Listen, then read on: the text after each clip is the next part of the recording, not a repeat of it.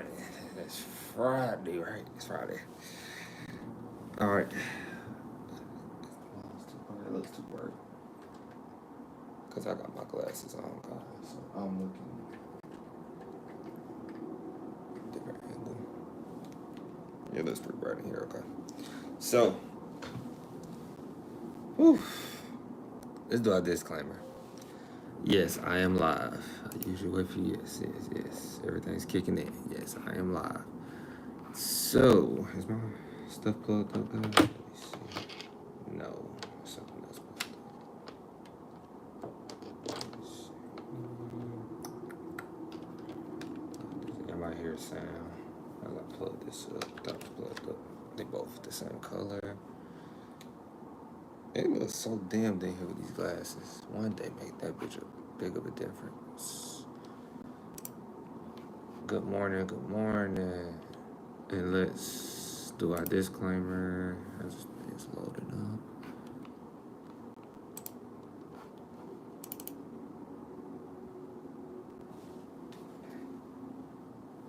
I'm sore, y'all. I was running with a vest on yesterday. I am sore. Body fatigue. Disclaimer. The videos presented here are for informational purposes only, and therefore, if you are to choose to attend the institution, please do your own research and consult with a specialist at the institution you are interested in. I am not a financial aid specialist, academic advisor, or representing any institution, nor am I a financial advisor. I am not a financial advisor. Speaking on behalf of Creator, Henry is only speaking from his experience. Let's rock out. Fake music comes on. Dun, dun, dun, dun, dun, dun. Okay, let's go. That's it. And then where is right here? Set up the control room. Like I said, it's bright. They don't look bright, but it's bright. And these are not shades. Once again, these are not shades. I've been getting that a lot. These are not shades. What in the world?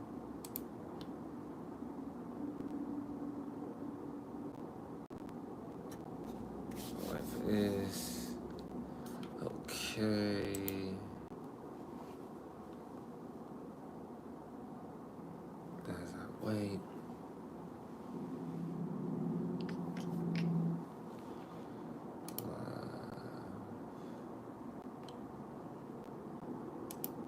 Oh, I'll do that. All right. Hey, as we do it, and plus this gives time for people to come in when they see it and it's out. All right. Let's go. All right. So we got some topics. Of course, we got some topics as always when it's Friday. I notice when it's Friday and Monday, the stories don't be. They do look a little dark right now. So when it's Friday and Monday, usually.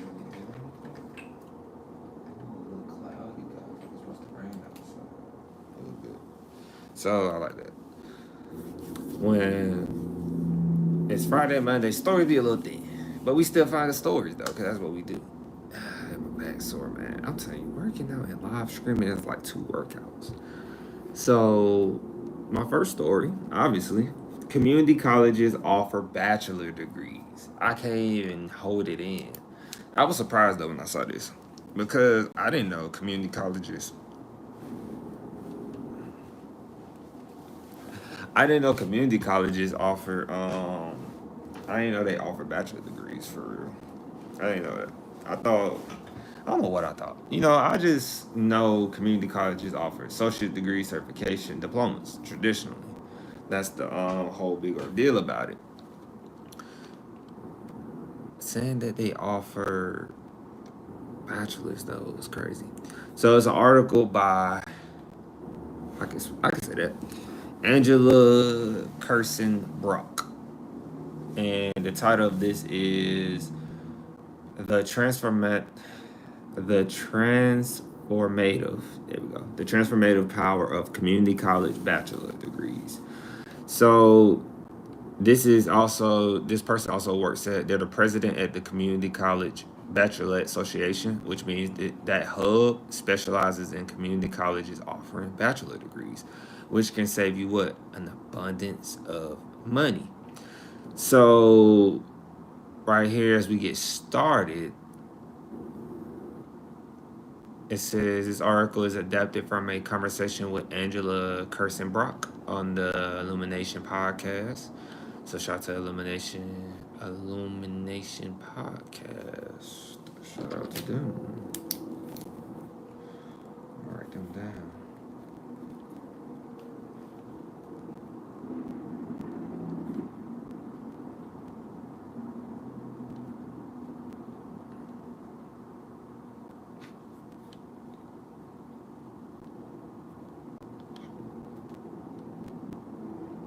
Illumination podcast.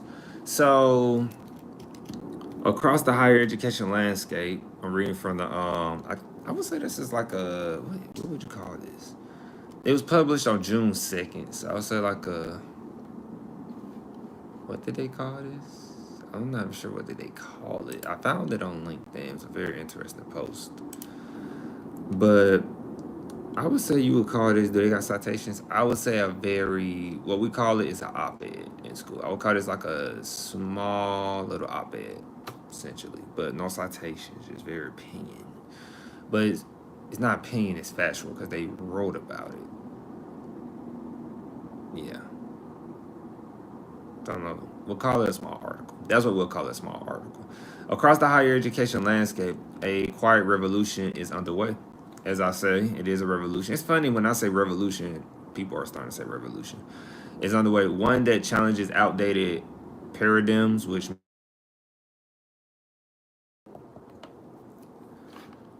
and she just probably messed up because I got my do not disturb on, but she can call through it because I got her on my favorites. That's my mom though. I love her. But as I was saying, okay. So pretty much what they're saying, there's a revolution underway with the paradigms and brings new meaning to access, affordability, and equity. As I said, you should want equity when you're in college, especially going to a community college, because right here, there's a revolution on getting access, affordability. And so community colleges, long known for offering 2-year degrees, are emerging as critical engines of workforce development and social mobility by offering bachelor degrees tailored to adult learners, first generation students, and underserved populations.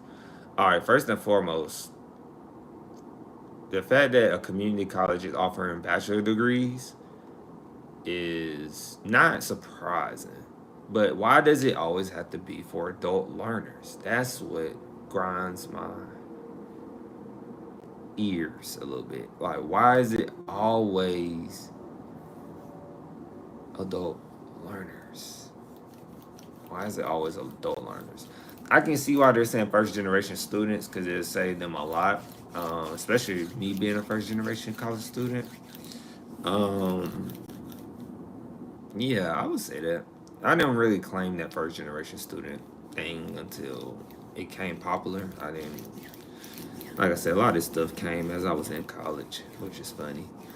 And then it says underserved populations. So when they say underserved populations too, it all interests me because I'm not gonna lie, I do fall into that category. When I was getting my associate degrees, of course I'm not transferred. Technically I am in the underserved populations. I'm gonna claim that until I'm in a different status because middle class ain't it. But so I got some eyelashes be killing me, man. So, but they're saying community colleges offering bachelor degrees tailored to adult learners, first generation students, and underserved populations. It was something I was gonna say about the underserved populations because they're saying like, as we keep reading, I did read a little bit already. They're saying like when you go to this community college, and you just stay at the community college your whole time, right? As I said before, if you go to a community college with the right pricing, you can be like paying for a college degree that's $100 per credit hour or under or a little higher. And so, like, for example, I told you I paid like 1,700 pretty much my whole time. So if you do 1,700, which is 1,700 times 2, then do another 3,400 times 2. That's 6,800. And then if you do that for, you do another 6,800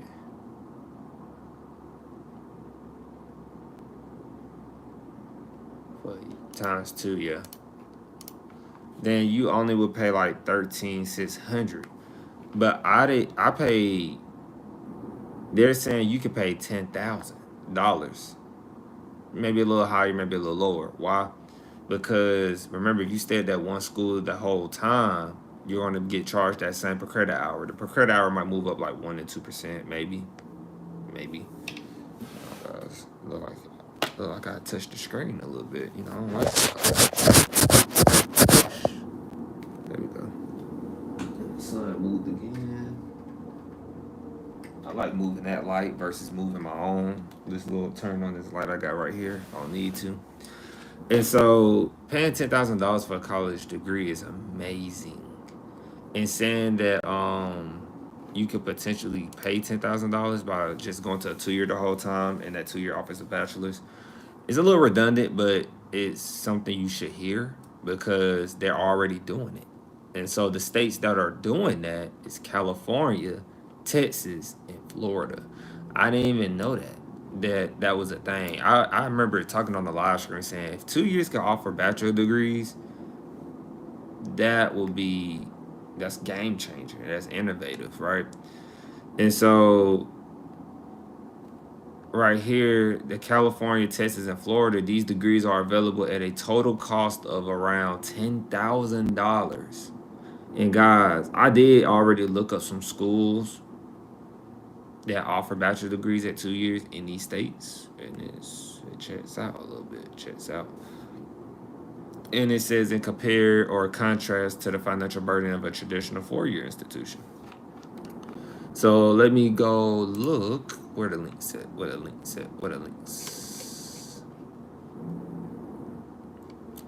And I'm gonna say right here. You know me. Gotta tilt my head. I'll go to this side.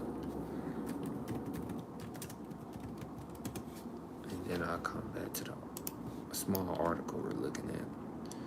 I'm like sore. Energy, like, ran like 2 miles yesterday. Why? I don't know why I did that to myself. Don't know why. And then it says right here, pathways that work for today's learners. The modern 18-year-old living on campus. They said the modern student isn't 18 years old living on campus. They are 31, managing a full-time job, raising children, and sometimes supporting aging parents. Are very opinionated. The modern student isn't 18 years old. We see a lot of 18-year-olds. Sup, parent? Sup, parent? What's up, G? What you talking about, sup, parent? What you talking about, G? And so they are 31, managing a full-time job, raising children, and sometimes supporting aging parents. I really don't know. But I can tell you for sure 18-year-olds are very much still going to college. Hey, breaking up the parent government. You are hilarious, G. I was making jokes about that yesterday, too.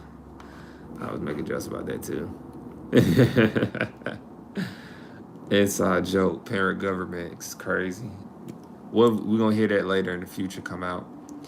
So they said right here, they are returning. So they're saying 31-year-olds are returning to education with a clear goal to gain the skills, credentials, and knowledge they need to secure better jobs and improve their family lives.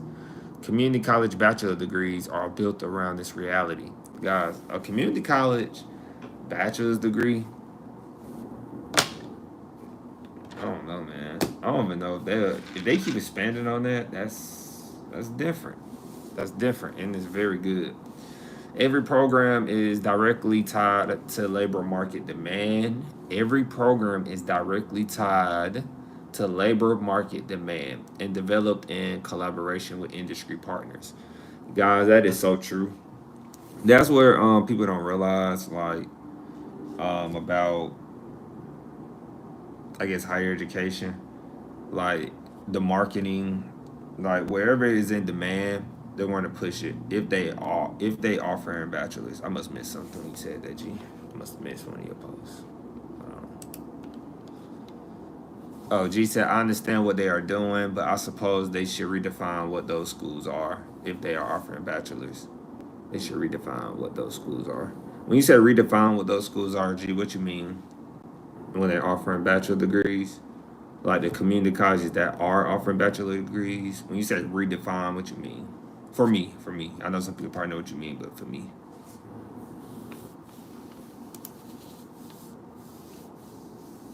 Cause I remember when I was at my 2 year, YG typed that up. I remember when I was at my 2 year, guys, when they said the programs that they're offering is based on labor demand, just make them full blown colleges. Yeah, yeah, that's usually what schools do. A lot of people don't know, like your state college. You usually, like if you went to a state college, for example, they usually start off as, or was, a junior college at first. Like a state college that has low prices, they usually start off as they were a regular community college first, then they transitioned to a university because they kept growing. And so a lot of that time is plays into the name. People get caught up in names, let's not forget that. And then when people get caught up in names, like if the schools change their name from community college to um what's an example? Felton's. If I go from Felton's Community College to Felton State College, more people will go to the state college because why? It's a state college. It's not community college. Because remember, we already know it's a stigma on going to a community college. People might say, no, it's not, but you still have to think. Older people still will believe you should go to what? University, blah, blah, blah, and you're getting the best of the best education. That's still the myth, though, not today. When in reality, if you ask me, going to a community college and just attending conferences, like popular conferences, can still get you in connections with people in cahoots. How do I know that? Because I went to a community college and I went to conferences and I met people from around the world who are doing great things. And so it wasn't really because I went to a bigger and better school. It was because I, put myself out there, which I plan to do when I graduate. I really prioritize studies over trying to network a lot. Because sometimes people, if I'm just talking, because I see G said something real quick. Yeah, G said, yeah, I know a few around where I come from. And then G said, well, it just becomes confusing otherwise. So changing the name helps keep things clear. Yeah, marketing and stuff, yeah. And then what I was gonna say too is, people. I was just talking to one of my bros about it yesterday, and he didn't understand that I'm still in college, and I'm like, bro, I'm still in college, because he was trying to tell me what to do, like since I'm live streaming, like get on people podcasts and blah blah blah, collaboration, all that good nature, right? I'm plugging the computer up, and so I was telling him like, did you forget that I'm in college? I said, did you forget I'm in college? He said, what you mean? I said, I'm in school. I said, I work. I'm in school. I do military. I do like three things. I'm juggling three things, right? I exercise. So I really don't have the time to, I want the time, but I don't have the time to really go to conferences that's out of, let's say, out of state. Like if I do go to a conference, it's going to be in state where I'm at, because driving distance. And then I really prioritize paying for school first, and when that's done, we good to go. But it's still other expenses that might come up in life, right? Like I am solely, you can say, dependent on myself. I don't really have, I got my parents, but I don't depend on my parents for like, oh, mom, dad. My mom is not even in a situation where she can even, like, if something happened to my car, she can help me on that. My mom can more cook me home cooked meals if I needed it. Provide me with some gift cards, which is, more than what some parents can do. And my dad, he just gonna leave me out in the dry. He like, man, you a grown man, you gotta figure that out. So, which plays a role in reading the book of I was already doing it beforehand before we get back to community colleges offering bachelor degrees. I was already living as if my parents, it's gonna sound crazy. I was living as if my parents were not here. And in the book of The Way of the Superior Man or something like that, it's a very interesting book I read or audio listened to. But it's just pretty much live as if you already have a kid, a family, live as if you already don't have your parents, live as if you are like one investment away, right, from going broke. Like just living like that, right? And so I was already doing it, but I didn't know like the person was putting in a better perspective than I was. And so that's the way I approached college. Uh, if I had to relate it back, because or my life, because you're always one step away from like going back home, which is nothing wrong with that. Because a lot of people, especially in this economy, right, we feel like it's okay to go back home. You actually save more money going home or staying home. It's not like save a couple of thousand back up, go back and try again. That's how I look at it. If you then he was like, I thought this was gonna work, I thought that was gonna work. So, but you just want to make sure yourself as a person is you're operating your life. I remember I said that in school. I said people kept saying like project management, like we'll do discussions right in graduate school, undergraduate. We'll do we'll always talk about project management, and it irritated me because everybody has so traditional answers about project management, right, G? And people were constantly talking about work environment, work environment, work environment. No, I watched all the answers. I literally waited till the last day to post. Nobody said anything about like life is your biggest project management. Your life, really. And then I expanded on it and saying like your health, right? People don't prioritize their health, but you really think about it, it's kind of hard to make an appointment and attend an appointment because you're trying to prioritize your job, right? Now you're already trying to manage that, right? That's a project in itself. Go do dental, doctor's appointment. If you got a kid, trying to attend your kids' events that's after school or parent house, what they call them, parent meetings with the school, or if you're trying to go to a conference, or if you're, all these things, you're project managing your own life and you're trying to project management at a job.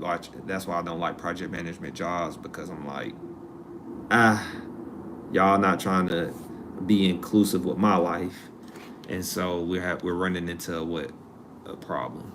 And so G said, what G said, it's not. Why has it kicked in? I swear this chat do some crazy stuff. Give me a few seconds, G. I might have to refresh it. It does that sometimes. I don't know why it does that. With my water. I'm trying to hydrate.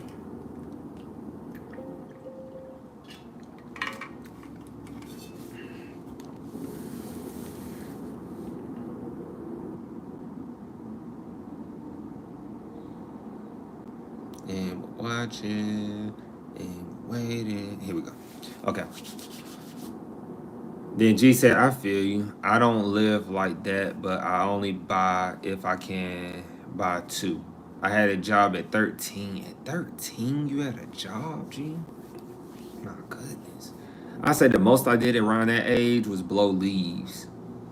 Trying completing those side quests. I was blowing leaves for a neighbor and raking their yard. I did that a couple of times. And then G said I was legally independent by 15. See? I was legally independent by 15. One of the people in the chat named G. And that's how it's supposed to be, right? It's supposed to be like that, but that's what I feel like too. That's a whole nother conversation, right? Which I will blame on social media. With the parent government is needed. With the parent government is needed. I feel like kids today don't know how to live on their own. Like I think about a time, most people might say, "What? That's crazy. What?" Like we were on the same age, G, and I remember my parent, my mom, what she left me at home for sure in middle school. I used to be left at home for sure, but I was definitely left at home by myself in elementary when I was in elementary. Like definitely like fourth or fifth grade, I can remember. from 4th grade to so on. You just don't open the door for nobody. And that was a time when it wasn't really safe, if you ask me, because technology and cameras wasn't really, at least it hasn't reached all people at that time. But technology, having cameras on your, on what it's called, like having the camera at your door, somebody knock, we didn't have all that. You had to look through the peephole. And luckily, I was getting a little taller to look through the peephole at that time. And so before we get back to community colleges offering bachelors, G said, I was a videographer. I think it is supposed to be like that, but parents won't let kids grow up. Now, don't tell CPS, but I was left at 4. 4 years old. 4. You like how I said CPS? Keeping it. Yeah, keeping it like that. That's not too bright, is it? That look like it's too bright. Hold on.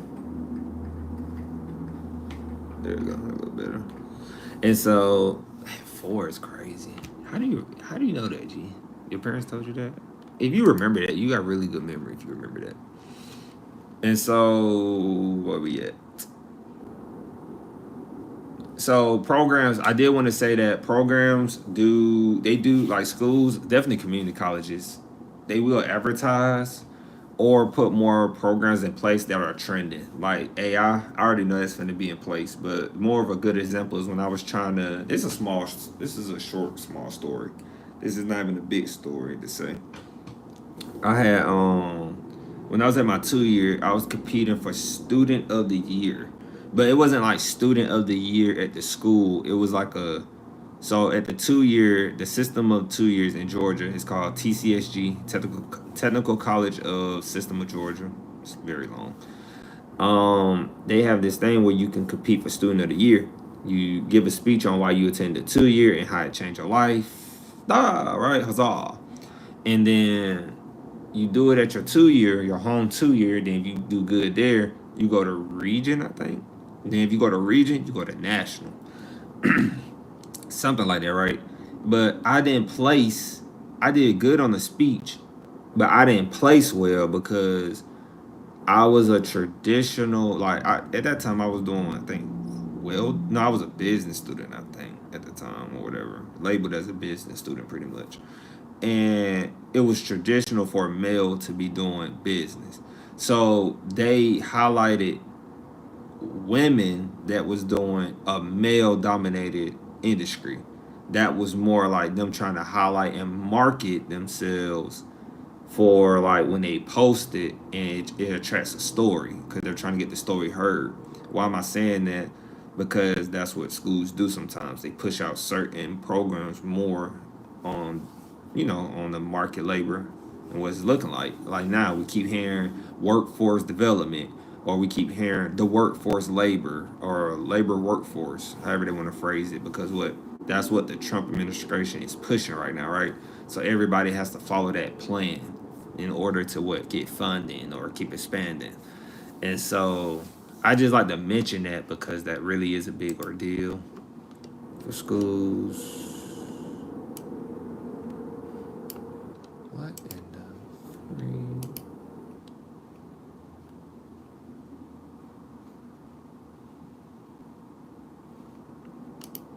Let me see.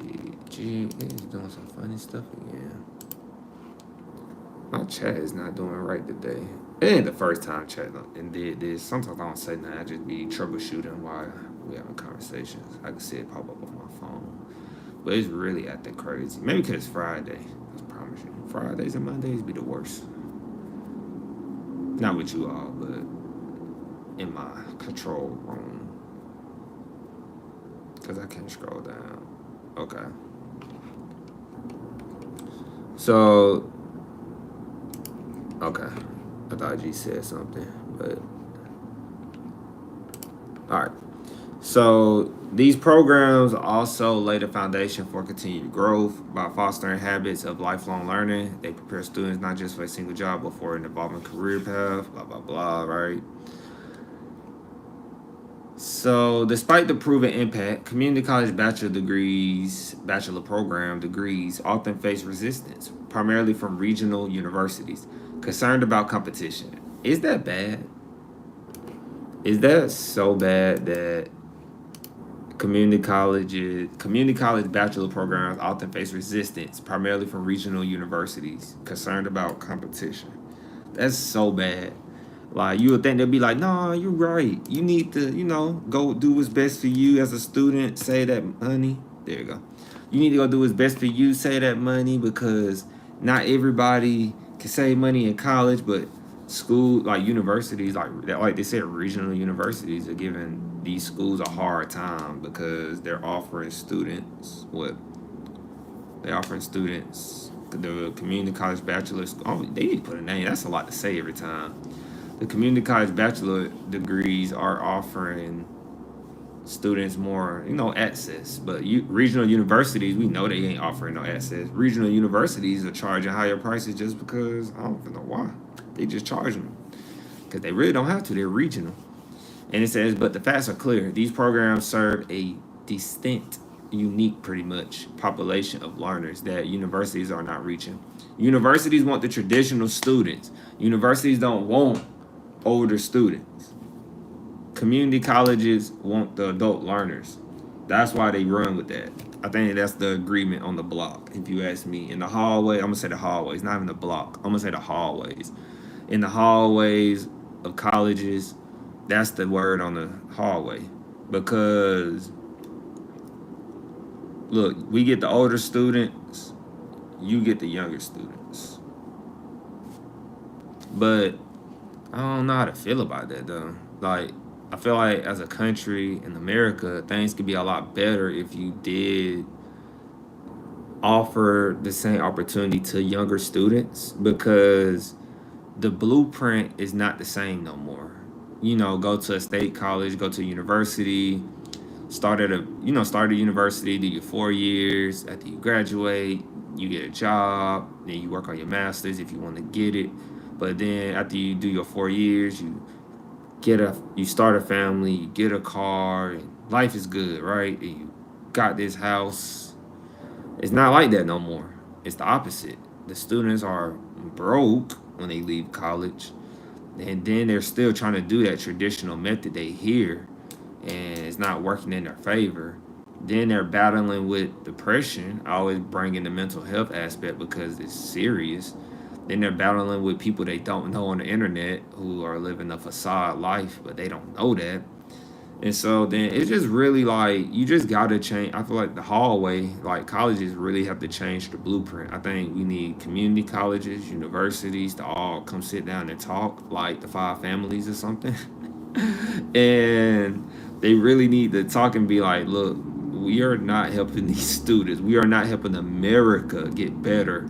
We're looking bad because that's why we don't have the best education. I don't think we don't have the best education because our education is not strong and credible. I think it's because it's expensive. I can't speak for K through 12. That's a whole nother oof. But definitely higher education, we run it. I just think it's just too expensive, and other factors cause students to drop out and not finish. I think that's really the stigma around it. So like yeah, that's my perspective on it. I think it's a good perspective. Hopefully it gets listened to someday. And then it says right here, let's keep going actually. That's not really. I like this one. The higher education ecosystem does not need to be a zero sum game. Zero sum game. That's what they say, like game. Collaboration rather than competition. Exactly. Will allow community colleges and universities to serve students more effectively and equitably. I hope I said it right. I just said that. I just said that. That's crazy. I just scrolled down. I just said that. That's crazy. Y'all ain't gonna believe me when I start doing that. I gotta start reading. I gotta start like I don't know. When y'all start seeing my screen, then y'all can know like, oh, crazy. We just said that. Y'all know I'm telling the truth. I just want to let y'all know I'm telling the truth. I don't want y'all thinking I'm not. 'Cause that's crazy. And hold on, right quick. When I get going, I get more energy as I go. I'm not gonna lie, I get more energy as I go because my energy was taken in that run. So, yeah, right here. I wanted to put it in the chat first. Yeah, they said collaboration rather than competition, which is what higher education needs. Like, imagine if a university, let me tell you, imagine this is a great strategic idea. G, you heard me say it first. Alice Marie, if you in here, you heard me say it first. Like, it would be a dope, and some schools probably do it already. It just probably don't make the headlines because they don't want people to know that. I feel like some things get suppressed, some information. Like, imagine you from a city, right? And don't get me wrong, if you got Ivy dreams, cool. But look, imagine you from your city, you really trying to go to college. Like, I always imagine every student's situation. Like, some students are literally living out their cars to go to college. Like, that's how real it's getting. Imagine if you are at like, cause I'm gonna give a scenario. People say everybody doesn't get Pell, Hope, or whatever to go to school. So what about a student who doesn't get none of those things? What do? They don't get. They didn't get no. They did not get scholarships. They didn't get the Pell, the Hope. They didn't get nothing. They just got to go to school off their own money. What do? Well, the first thing I tell them is they don't need to go to college. That's what I would say. First, I think I'll tell them they need to like take one class what they can afford, but they need to get like a full-time job because it's going to take money to go to college, right? It takes money. If you don't have no aid or anything, it's going to take money. But imagine if a university and a community college collaborated and said, look, y'all got the campuses, right? Y'all got housing. Some of our students are homeless.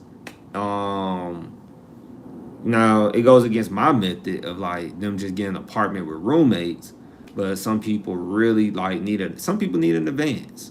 Some people need an advance, you know. It's probably the rarest time you'll hear me say this, but I just know a collaboration like this would be dope. I know. I just know it would be dope. So imagine if a student can get the community college prices, right? Cheap prices, and then can stay on the university campus but still be going to the community college. But in that agreement, you are forced, or let me not say forced, you are in agreement, you are mandatory, you have to go to that university if you stay on this university for the time you are at your community college. So like the time you get your associate's degree from the 2 year, you're bridging to that university. But you can move off once you transfer, but we was holding you and helping you while you was at your community college. Or it'll have to add more bus routes, but 2 years need to this not a collaboration, but some 2 years need to add bus routes because a lot of students who stay home and go to 2 year don't have cars and they have to take the transportation. Like me, I had to take city transportation to get to school back and forth at my 2 year before I had a car. And so people don't really think about that aspect. And I know they can afford it. You know, how would that work though? Henry, the routes and I don't know. See, that's not my job. My job is to throw the idea out, and then it's very much possible. There's plenty of schools that do routes like that, and so, but you know, I don't really think they're looking for ideas like that. But they do need to prioritize collaboration. That's going to make it more accessible and better for the students for sure. And then it says right here, it'll create a win-win partnerships. Institutions can expand their impact, foster innovation, and meet the changing needs of learners and the workforce alike. The future is flexible, affordable, and that's pretty much it about that. It wasn't really that long. Like that didn't even take us. It took us about 30 minutes, and we even stopped. Oh, we even stopped in between. I got my legs up, you see, and we even stopped in between the talk and have sidebar about how it relates. So that would have took us probably like 15 minutes if we just went straight through it. So G said, would never happen, LOL. I'm convinced G was waiting till I finish. And it said, send. Would never happen, LOL. Colleges are way too greedy and too sedity to bet on community college students when they could get more full-time bachelor students in those spots. So they can get more BA students, right, G?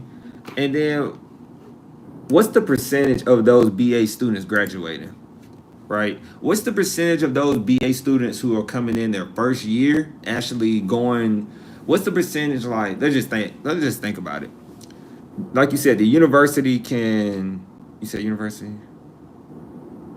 Like a university, for example, would bet on like BA students, right? Like you coming in your freshman year, your goal is to get a bachelor's. Cool, right? What's the percentage? It's a lot of different factors. I don't want to say percentage because that'd be we could say something that's crazy. But let's just say this: it's a high percentage that student's going to transfer after their first year, or students. It's going to be a high percentage. It's going to be a high percentage of those students who would drop out. It's going to be a high percentage of them students that they freshman year they do what? I said drop out, transfer, and it's another one they do all the time. We'll just stay with those two. But it's a chance between those two that's going to happen. Only about 31% of community college students actually transition to universities. That's off the, I think it's lower than that, G. I think it's lower than that, to be honest. Because community college research, we can go to it. We can go to it. I got it saved. Let me see if it pop up. I'm not typing it in. Yeah. Because the Community College Research Center, one of my new credible tools that I found, being very savvy, you know, because G said something. Hold on. But let me see. Transfer. And then I'm going to go over here while it loads. G said about 61% of students graduate. Twice the chance. Wow. Oh, you just added that. I was about to say, huh? See that? About 61% of college students graduate within 6 years. So that's twice the chance. As far as transferring, it says right here on the community college research center, only 8% of community college transfer students who earn a bachelor's degree follow the 2-2 pattern. That's the 2-2 pattern. But right here it says of 100 entering degree-seeking community college students, about 31 would transfer to a four-year institution, and only about 15 will complete a bachelor's degree. So really, 15 out of 100 is what, 15%? If I'm not mistaken. It's like 15%. Will actually 31 will transfer, but 15 will finish. So about 61% of college students graduate within 6 years. So that's twice the chance. Well, that's the point I'm making. Why would colleges do that? Well, you said why would colleges collaborate? I think they should collaborate though. If we don't go off the numbers for a second, I think they should collaborate. It's a lot of gaps, right? It's a lot of all this, right? So many factors, right? I'm away from home. I'm not with my family. It doesn't make financial sense. The whole letting community college students stay on campus. Oh my goodness, yeah, that don't make sense. That don't make sense. Yeah, it don't make sense. It sounds like a good idea though, but it'll be a nice collaboration though. I think it'll work for a minute. I'll stick with it. I'm gonna stick to my guns on it. I think universities offering community colleges dorms. That's only for the students though. That would be for like, I don't know, man. Like I don't see me. I wouldn't even tell a student to do that though. That's why I'm like, bro, it be so many students, like scenarios, like when I saw I had these interview questions, G, they said, what would you say to a student they're asking me in an interview, what would you do if a student what if a student tells you that they was sleeping in a car, like it was like an interview question. The previous semester, the student was doing great, making A's, making B's and all that, right? Having good grades. But then the next semester, you find out that they're living in a car after they told you. And so when they asked me that, I'm like, because there's so many factors we skip for them to be living in a car. Like, are they financial savvy? Why can they not get a job? It's so many, like, maybe they're not, there's so many other factors that play into that. And so then it's like, Okay, look, if you one of those people, like if you're in that certain, because I really want to know the percentage of students who are homeless. They say, oh, college students are homeless, right, G? I really want to know the percentage of college students that are homeless. I want to know that percentage, because then that'll change a lot of things and how I view. And so G said, I don't disagree. I'm just saying they don't because I'm just saying they don't because they want the students so they don't benefit. The community college does. The community college benefits more than the community college. The community college benefits more than the college does. So why would the college collaborate when they don't when they want the students themselves, especially the type of schools who would even agree to these types of arrangements? Sometimes it's about helping out. Sometimes it's about the community college thriving. You know, sometimes in the business you gotta help the other person thrive. Be like, remember when I did that deal for you? Who said the deal was gonna last forever? On top of that, let's be honest, G. How many deals we heard like if we just talking, how many deals we heard of a community college doing, or not community college, just colleges in general, and then you turn around and then it's not even a thing no more. I know I heard of plenty of colleges doing that. Oh, we're gonna do this and do that, and it never happens. It was a what they call it. What's that word? It was a test run. It was a test run, and then like you said, the university probably seen that it wasn't really worth it after doing the test run, didn't work out. Did the simulation of like 5 students or whatever, or 2 students, and it wasn't looking good. So they said, yeah, well, this is But G said, I don't think the colleges cares. Why would they give up a pool of students? Because obviously all of their students would do it that way. And like you said though, that goes back to being greedy. Like sometimes university get students who don't know what they're doing. You know, sometimes universities, before we go to the next segment, sometimes universities or colleges, but I'm gonna say universities especially, because they have really good marketing.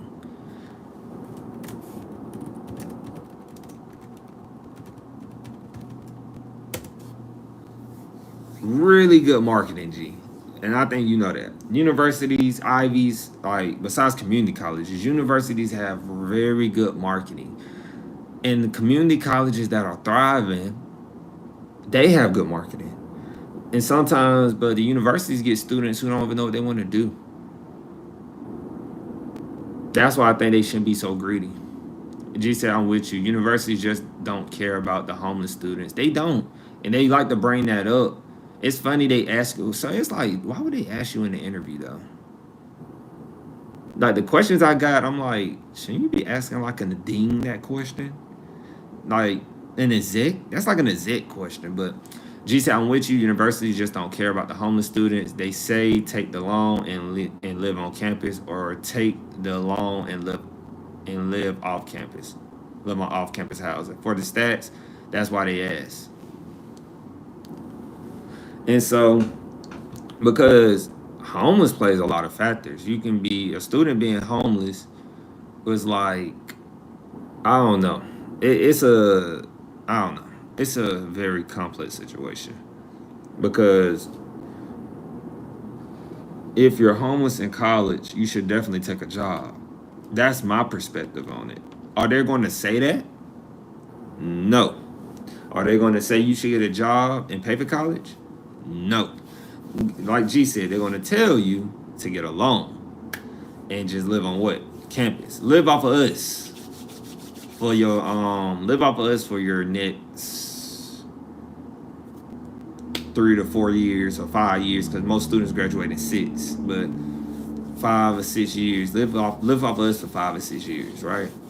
And that gives you enough time to figure it out. And then now the student is in 100K debt, 200K debt, or whatever, because they've been living off the school for 5 to 6 years, as if that's a good idea. But that's just schools being greedy. Once again, greed, naive, don't know why. Which leads us into the money, right? Ghana owes University of Memphis And the school is 100K richer, and say you will get a return of. G, you didn't laugh, but I don't know why that was funny. And G said, yeah, and the school is 100K richer.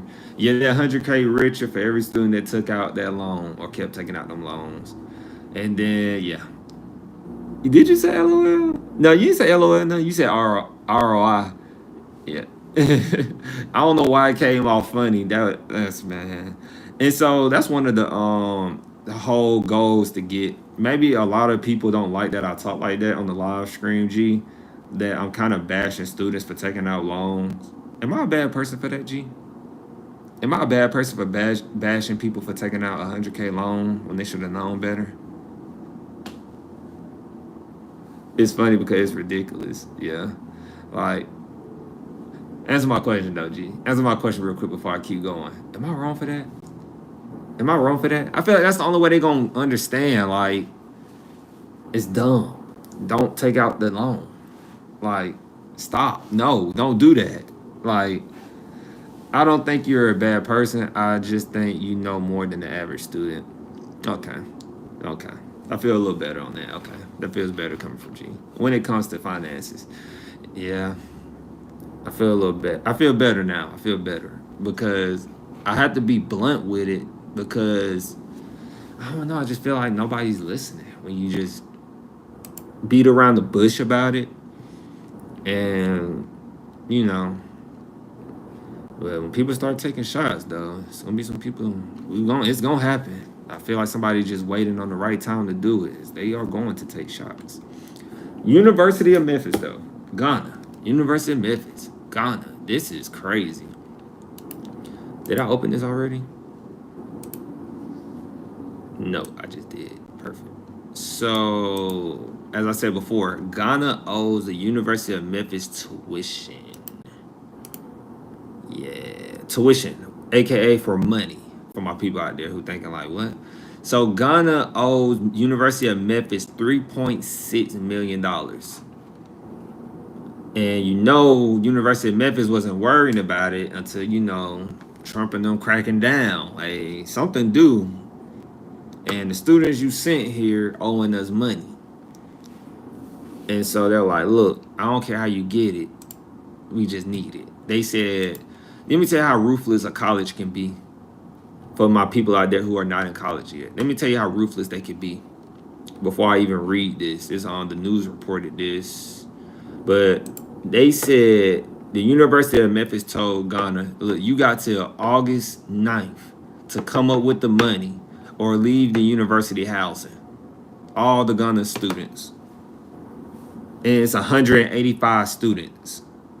So, once again, University of Memphis is telling the Ghana, I think said the country's government who are paying for the students, the 185 students, they have, look, the students got to August 9th, or whoever got the money got to August 9th to pay us our $3.6 million in overdue payments.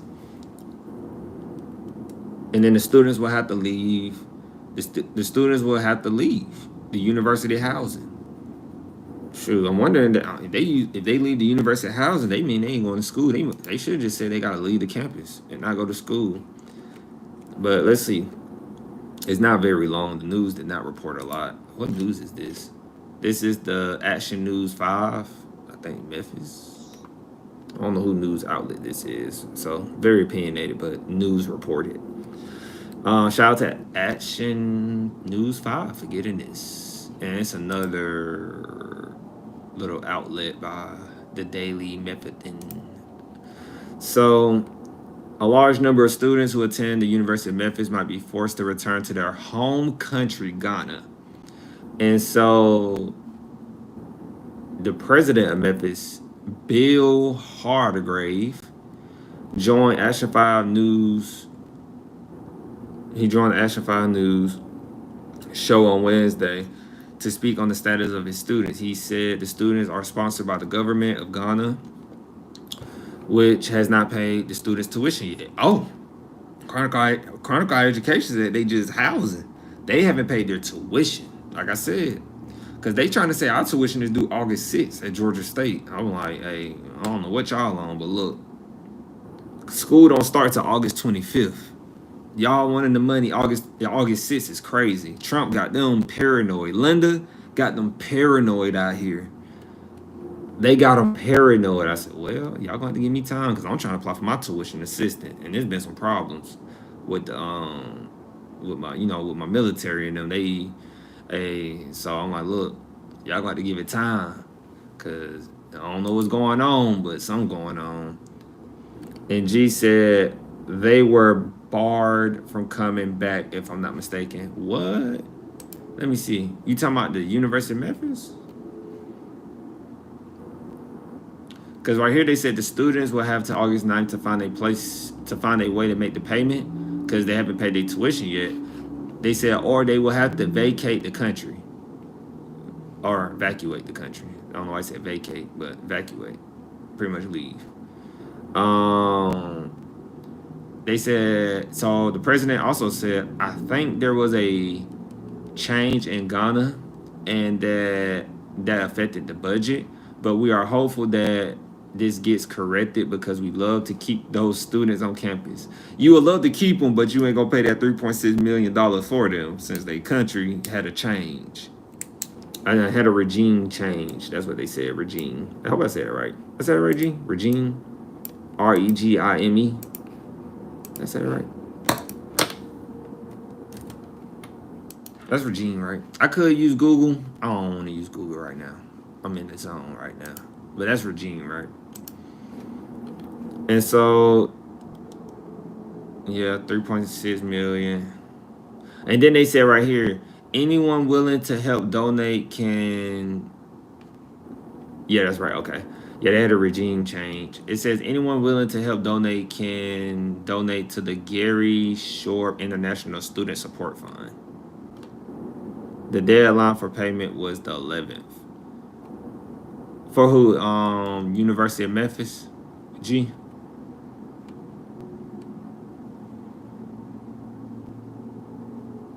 Ooh, my ankle. I was on my ankle too long. And then the next little wow.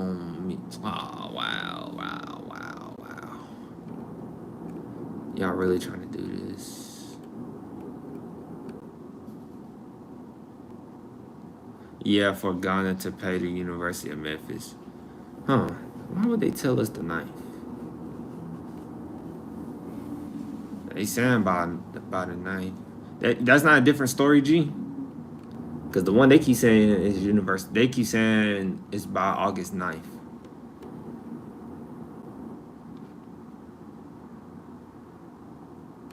It's pretty much the same thing right here. Yeah, it's pretty much the same thing. Huh, thought that would have been longer. I really thought that would have been longer.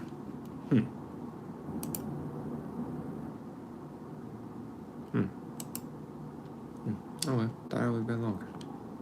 So, yeah, look it up. They may have changed it, but I read it in the commercial. Okay. Yeah, because they definitely dropped it to the 9th of or changed it to the August 9th. And we keep seeing that. And that's very recent. But it's not that much to it. It wasn't that much. It's not that much. Thought it would have been more though. But it's cool. It's cool. Because we went over it anyway when we was talking about the community colleges offer bachelor degrees. So let's talk about workforce Pell Grant. It's a lot of people blaming tariffs for bankruptcies. Okay. Not the colleges. That's something I know. All right. So, workforce Pell Grant expansion phases. For the students' sake, I'm happy they changed it at least. Yeah, they get them more time. Workforce Pell Grant expansion phases aggressive timeline. Students enrolled in short-term programs will qualify for Pell Grants under the One Big Beautiful Bill Act. Now, federal, state, and college officials need to figure out how to carry out the long fought for the policy. So this is by Sarah, either Wiesman or Wiseman, but yeah, First and foremost, the one big beautiful bill. How can I put this? The workforce Pell Grant. This is very new. I'm probably gonna know a little more than people when it comes to the workforce Pell Grant. Hopefully. But guess what? I can always go ask my financial aid specialist because I know he's dealing with it. The real question is how soon it's gonna kick in. Like we know it was signed into law, but how fast will it kick in? Like will it be ready this upcoming? I doubt it'll be ready. It's probably gonna start fall 2026. That's probably when they're gonna start it. So right here, I always like to read the top of the paragraph. If you're new, I'll always like to read the top. Community colleges secured a massive legislative win earlier this month. After more than a decade of advocacy, workforce Pell, at long last, is en route to become a reality. So we already know much already about this, but it extends Pell Grants to low-income students It extends Pell Grants to low-income students enrolled in eligible short-term programs. Now, my question is how short? So, how short? We're talking between 8 to 15 weeks long program. So, I'm assuming you can use Pell for certifications now because I'm gonna be honest with you, that's a certification time length. So definitely at community colleges, this is gonna be kicked in. Because when I was at my community college, I didn't use Pell with my certification. It was something called Zell, if I'm not mistaken. It's like a Zell scholarship or something like that. Something fancy. I had to ask financial aid specialist. It's something like that. It was Zell though. And so the policy shift is expected to put money in the pockets of hundreds of thousands of students per year to help them afford these quicker, increasingly popular programs and bring an influx of funds to these institutions that offer them.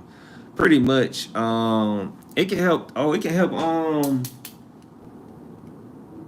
It can help.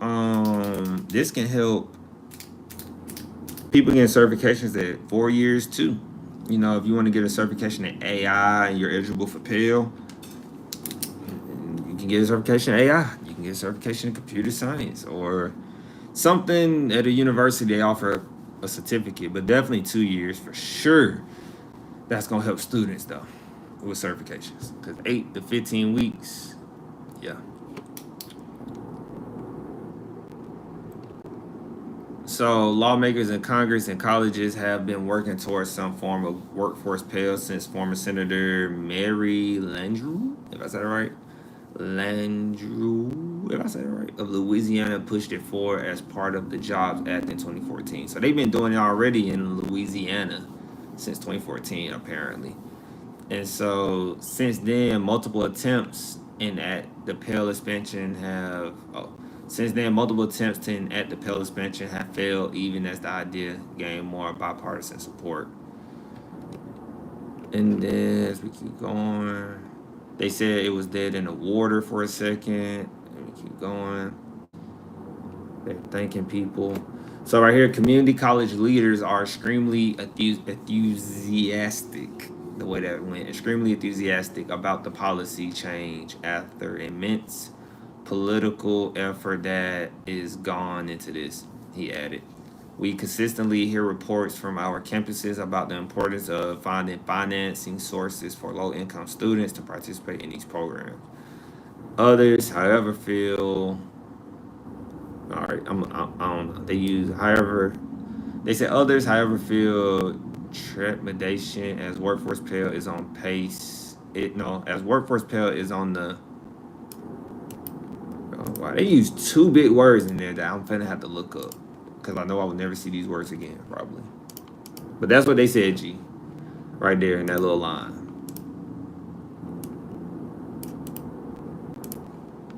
They did me wrong on that one. They didn't have to do me like that. They did not have to do me like that. Trepidation. A feeling of fear or agitation. Why you just didn't say fear? Why you just didn't say fear? Just had to use a big word, huh? Just had to use a big word. Others, however, feel trepidation as workforce Pell is on the, I'm assuming this is like on the rise. It seems like a word for on the rise.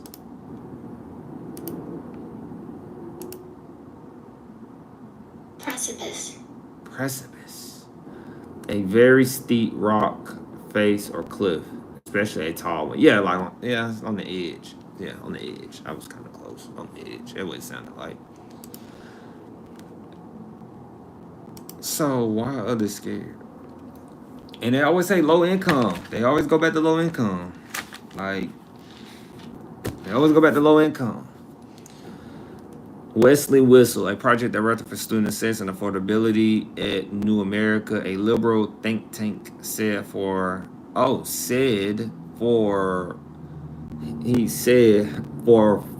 for-profit colleges and online program managers, which set up short-term online programs for community colleges and other institutions. But this is a for-profit college, is I guess he works at. But we'll keep going. I don't like the way they should have put in quotation, because the way it runs is as if those words are together. For-profit is together. So, which set up short-term online programs for community colleges and other institutions. My thing is though, please be mindful. Disclaimer, and be mindful. They should be saying this. They should be saying disclaimer. But you're going to have a lot of colleges, when they know this workforce Pell Grant is coming, they're going to be creating a lot of new short-term certifications. Potentially scams. But colleges get hit with scams first and foremost. Let's be clear on that. Why am I telling you that? Because they're going to come up with some weird certification name, XYZ, make some money or something. And you're going to think it's the certification to go to, and it's going to help you get a lot of money, when in most cases it's probably not even a banging or real certification really. And they just get your Pell Grant money. And you don't want to milk your Pell Grant money for my Pell Grant students. The way I feel you should do this, and a good strategy I would do to do this, is when mapping out your plan. When you're mapping out your plan to go to school, right? If you're working on your associate's degree, while you're working on your associate's degree, you should be on a pathway to get your associate's degree. And if you do have a chance to get a short-term certification in that process, you should try to include the certification classes within your associate degree plan. So how that would look is like you take 3 classes, right, that's related to your associate's degree, and then you include that certification class in there, depending on how many certification classes you have to take. And so what that does is you're doing 2 for 1, right, while you're chasing your associate's degree if you're at a 2-year. It's the same as if you're getting a minor. When somebody's getting a minor at a university, they take 2 of their normal classes for their bachelor's degree, and then they take 2 for their minor. Split. So you're 12 credit hours. Remember, 3, 6, 9, 12. 2 and 2. Usually it's like a 2 and 2 method. And so that's how I would do it. I tried to do it for my in my master's. I tried to get a certification while working on my master's, but because a lot of the classes I was taking was aligned with a certification that was pretty known. And the way my college put it, when I talked to my head professor, like the person you talk to, they said it wouldn't really, I couldn't do it because of my major, what my degree was. No, what my major was. It wasn't, I couldn't take it. It wouldn't let me unless I changed my major, pretty much. And the system won't let you. It's weird. I feel like I still could have, but they won't let me.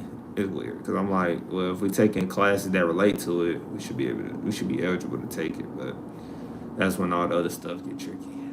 The breed didn't make sense to me though, because I should have just been able to do it. But okay. And I was like, I'm glad I didn't do it, because I'm gonna just do an AI course anyway. So don't worry. And let's keep going. Somebody said, I hope I'm wrong. He said, we are talking about our most vulnerable students.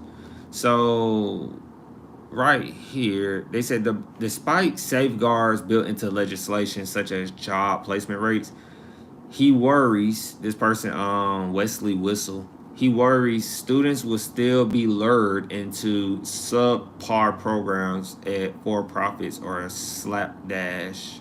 What's a slapdash? Slapdash. Mass produced online programs also eligible for the funds. So interesting. Interesting. So what I'm reading is that they're saying that for profits. Oh, so for profit institutions. Okay. So for profit institutions are eligible for this as well. That's not good. So for my people out there who don't know what for profit institutions are, I did not make a short form video on it, but I can do it now. Hopefully, I catch it when I'm editing this back. Actually, I know I will because I'm gonna write a note down. I'm gonna say I mentioned for I'm putting quotation. I mentioned for profit. I mentioned for profit institutions in this live screen. Don't you just love notes? Now I love notes. Clip it. And I'm gonna say it started at. I started talking about this at an hour. I'll say an hour and 10 minutes. It starts at an hour and 10 minutes. All right. So for-profit institutions are what it sounds like. If you don't know the definition for profit, then you should look that up because they are for-profit schools, which means they are about their money, which means they're going to charge you absurd prices. For-profit institutions are like investing in. If I had to compare it to stock market, for-profits, for-profit institutions are like how there's really no good example for real in the stock market. Yes, it is.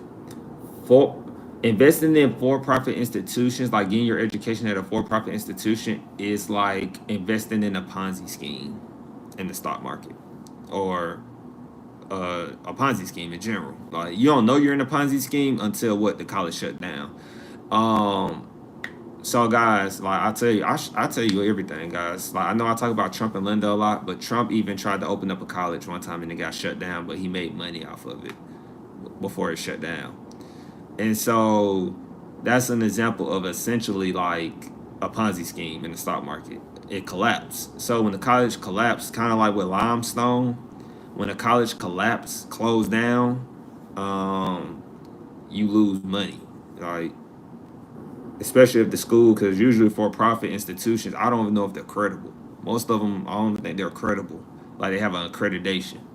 So, which is another red flag not to go there. But they're going to charge you high prices. They're not accredited, and you think because you're paying a high price to go there that you're getting a better education than somebody else when you're not.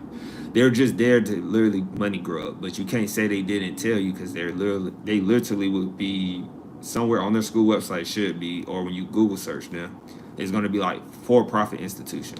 Don't go to a for-profit institution. They are. Don't go to them. Like I just told you what they do. Um, I could go more in depth on it, to make the live stream longer, to make the video longer. But for profit colleges, like, because I type in that a lot, so. And then Google, the AI overview tells you literally like for-profit colleges are privately owned institutions, which is essentially like I said, they're probably not accredited. They're privately owned institutions that operate with the primary goal of generating profit for their owners and shareholders. So what that means, they have investors. They have people like billionaires, multimillionaires who are literally saying, "Look, I'm gonna give you. I want to get equity in this college. I want like 5% equity in the college. Here, I'm giving you 5%. Like I guess what's 5% of that equity? They're giving that money, right? So what the shareholders plan is, if I was doing that, I'm planning for a higher return on my money. So if I gave them 5 million, I'm expecting like, look, what you think, what the return I can get on this in the next coming years. So I'm expecting that 5 million to go to what 10 million, right? And I can take the money back and sell or give it, like get my equity. Take like if they ever shut down the school and they're like, this how much the school gonna be worth when they sell it at the end, or when they close down the school or whatever, however they do it, whatever, right? Just know it's gonna close or go away eventually, or it might not. But the whole point is, like they said, is to generate profit for their owners and shareholders, rather than solely focusing on the educational needs of students, which means they don't really care about you. And some schools who are nonprofit do this now. Don't get me wrong. Some schools who should be for profit are nonprofit, which is why I tell you, like, look, don't stay on campus. Don't get meal plans, because I'm giving you the game right now. I'm telling you, some schools that are nonprofit do this too. How can you see that? Well, if a school is charging you what, $25,000 a year, or they charging you $12,000 a semester, which essentially is $25,000 a year, I don't think they're really caring about your education. I don't think so. And so, because all schools do it. I'm not even gonna sit here and act like a community college probably don't do this, because a school needs investors. But a school will prioritize their students more. That's a nonprofit. Nonprofit will do that. They will prioritize you. They will make sure you are getting your needs. For profit gonna be like, you on your own. Like, this don't mess our money up because you don't got what you need. So they said some examples of for-profit colleges are University of Phoenix, DeVry University, Strayer University, Grand Canyon University, because Grand Canyon University has stock on the stock market. I mentioned that before. Chamberlain University, ECPI University. But Grand Canyon is pretty good, though, as a for-profit. I heard of people getting their doctoral from Grand Canyon. Grand Canyon can't be too bad, but please let me know in the chat if you know otherwise. They're saying ECPI University, Academy of Art University, Dingy Pen Institute of Technology, Fashion Institute of Design and Merchandising. I wonder if SCAD a for-profit place. For-profit. Before we close that segment out, G said University of Phoenix is famous for more reasons than one. Gee, that's a slick remark. And then Alice Marie said, my mom went to Grand Canyon. She has tons of debt from it. LOL. So, guys, I'm not a wizard, but just saying, it's crazy how. And then G said, I had a few friends to go to SCAD. Hey. And what you mean by University of Phoenix is famous for more reasons than one? What you mean by that, G? What you mean? And I think that mom and pop school that closed down in Columbus, Georgia, where we're from. That's where I'm from. It was that college that closed down. I think that was the University of Phoenix. Student loan fraud, LOL. Exactly. I think it was the University of Phoenix that did that. Let me see. I'm gonna type. I actually said the story. I just want to remember the college. 'Cause I think it was the University of Phoenix that shut down in my city, and then the people, there they had to. I'm gonna clip it. I already did talked about it during the live stream. I'm gonna clip it, but I think I already clipped it, which is good.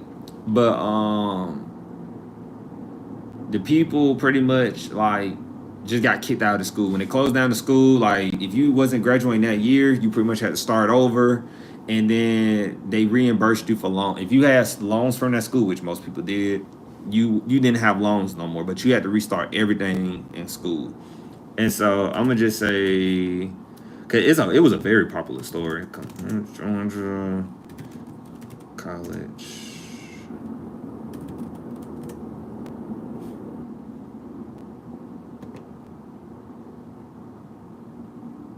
So Virginia College, that's what it was. Virginia College was a for-profit institution that shut down. It was Virginia College. They're pretty popular too. Virginia, yeah. And so, and then I see Alice Marie said Millamont. Yeah, they definitely one of them. They're definitely one of them, Millamont. Yeah. So you get the gist of it, guys. For-profit schools, they're not good at all. And that's what the guy was saying to relate it back to our topic about workforce Pell Grant. He's saying like he knows, or Wesley knows, I don't know if this is a he, but Wesley is saying like, look, students are already not savvy enough to pick a proper college. Because think about it. Most students don't know about a community college and saving money. Like, most students don't do what's best for them anyway. They think the only direction is to go into a 4-year. So most students don't know the difference between a for-profit and a non-profit institution, which is why we created Speaking on Behalf, to speak on behalf for them and inform them that, look, you need to know a non-profit and a for-profit. And if you don't care enough as a student, because you're going to still be living under your parents and they looking out for you, your parents need to know. And then you need to show this video to them. This one little segment we talked about for-profit and non-profit, because that right there can save a kid a life. If you ask me, I felt that'll save your life. Like literally your life. As Alice Marie said, she said her mom went to Grand Canyon University and has student loans from them, and they're for profit and they have stock in the stock market. And so, prime example, right? Which is another reason why I tell people, disclaimer, I'm not a financial advisor. This is why I tell you that, look, the money you was going to give to that for-profit, or the money you do get back on the refund if you get one, or the money you get on your job, put some into a S&P index and let it ride, so that you might need that money one day to buy a car. You might need that money one day. Like, you gotta think about it. 5 years, your money can do a lot of things. That's easily gonna do 8% on 5 years. So if you do 8% every year on that 5 or 6 years you're in college, you let me know what percentage that is in the chat. That's how much money you'll get on your return, basically, versus putting in your bank account. It's that simple. That's just being the safest. That's the safest way. That's what you pay your financial advisor for. That's what, and they charge you fees on. Like, that's just, and it's good to have a financial advisor though. I had one, you know. Still ask questions, you know, like even if they don't respond, I still ask questions, because I just know it's so much information in the world. You're just never going to know everything. And if you know everything, give me your crystal ball. Please give me your crystal ball. And so, yeah. But Wesley said, I hope I'm wrong, he said, but we're going to start hearing a lot of stories spill out. Like students complaining, fraud, and da-da-da. So, as it's more. Wow. So, all right, we're in another section of this. It's called What's Next. Shout out to the person who wrote this. Like I said before, I said their name earlier on. Workforce Pell is slated to take effect next July, which I knew it wasn't going to be this upcoming year. So, upcoming fall 2026, you should see Workforce Pell applied if you want to do a certification. Can I still qualify for Pell? No, because I got a bachelor's degree. Dang it.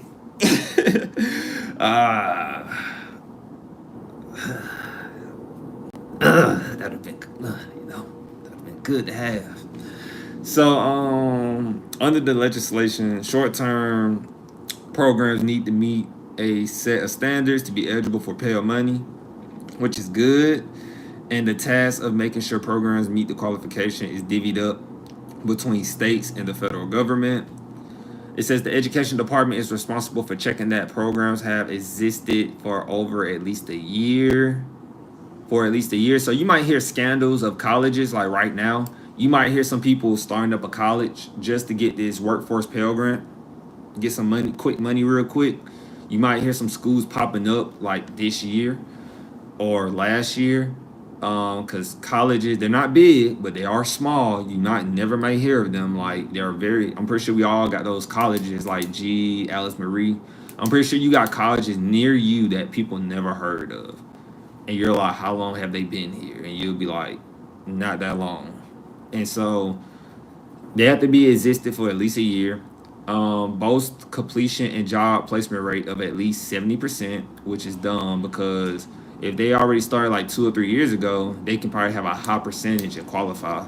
And charge tuitions below graduates' median value. So they have to charge tuitions below graduates' median value, added earnings, or the degree to which their income exceeds 150% of the federal poverty line 3 years out of the program. That is a lot. Quote, value added earnings or the degree to which their income exceeds 150% of the federal poverty line 3 years out of the program.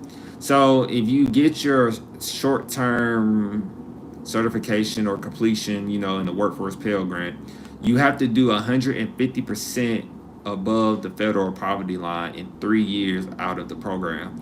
That is not hard to do. Am I making? Gee, that's not hard to do out of the poverty line? You have to do 150%.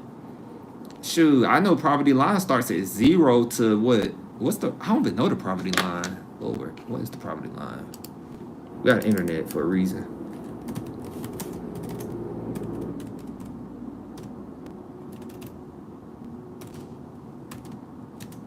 What is the poverty line income?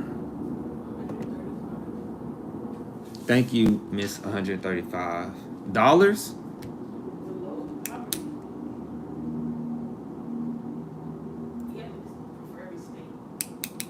All right, and well, we're gonna do Georgia. What's the poverty line income in Georgia? We'll do Georgia because we live in Georgia. In Georgia, right here, AI overview, but because if I go to we'll just use the overview. Don't fact check me. I'm just trying to get an idea on this. In Georgia, the poverty line income varies based on the family size and is set at 100%. That is true. Because in my old job at Georgia Tech, I was definitely looking at, of course, people taxes and stuff and like all that. And it does go by family size and stuff of that nature. But it says for a single individual in 2024, this is $15,000 annually, or $12.55 monthly. Monthly. You would consider on the poverty line. And then it said a family of 4 has a poverty line of $31,200 per year, or $2,600 per month. Sure, I need to have a kid. Drop me down. True. Let me stop. But okay. And then you'll be considered okay. So it really depends on your situation. If you got kids, if you don't have kids. So it really depends on your situation. Okay. That's for my tax people out there who can navigate us on that a lot better. State governors must ensure short-term programs prepare students for high-skill, high-wage, or in-demand jobs. Like I said, in-demand jobs are going to be like AI, robotics. So hopefully we're going to see, like, you can definitely benefit from this. If I was anybody trying to get a high skill right now, AI. Like, even me, like I said it, I'm going to do it. I don't know where I'm going to do it, but I will be taking the AI certification course. And hopefully it's something that I can apply. That's what I'm looking for mostly. Like, what's the job placement? Where are people getting jobs at? How is it being utilized in their career to advance? Because that is the new what? That's not even a new wave. That's here to stay. That's the new here to stay. So I need to figure out how I can get and immerse myself in that. Because nobody's going to tell me to go do that. You just fall behind. And so... And it says still many questions. And then right here, they're quoting somebody. I don't know if this is the same person. They said there isn't a lot of meat. There isn't a lot of meat on the bonus of the outline of what implementation would look like, said Katie Spiker, Chief of Federal Affairs for the National Skills Coalition, a research and advocacy organization focused on workforce training. You see how I can read higher education terminology like fluently, but if I read something else that's not higher education, I'll be scrambled. A whole lot of decisions and steps that will ultimately decide how impactful and effectively short-term Pell rolls out are still left to be determined. It's going to be side effects to it. Like everything we do in America, at least in America, it's going to be side effects to starting this out. If they're not side effects, then that's bad because there should always be something wrong, at least getting reported. So it says right here, for example, some states already have quality frameworks in place for short-term programs and have spent more than $5 billion subsidizing these programs. It's unclear how federal workforce Pell would work alongside these existing state-level initiatives. The legislation also does not say who is involved in deciding how high skill, high wage, or in-demand jobs are defined. Wow, the legislation does not say who is involved in deciding how. So nobody knows who's involved in deciding what is determined a high skill, high wage, or in-demand jobs. I can tell you right now, AI, it save everybody some time. And then it says Spiker hosts those discussions draw on input from business leaders, education providers, and state workforce agencies to make public workforce and education systems better aligned. So workforce. It says colleges to-do list, topic sentence. As the department works through the policy making process, colleges will also have their own work to do to get workforce Pell ready. This is more of what we need right here. Higher institutions that want to participate will need to collect the data to prove they meet eligibility metrics, said Jennifer Stittard, Senior Director of Government Relations at Jobs for the Future. So, Stay with me here. An organization focused on the intersection between education and the workforce. If they don't have that data, they will need to build up the reporting infrastructure.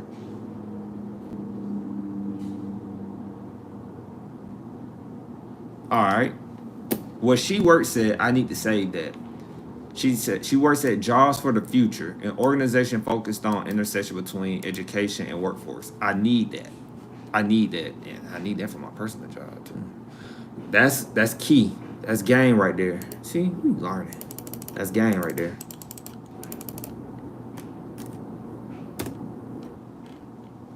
Look at that.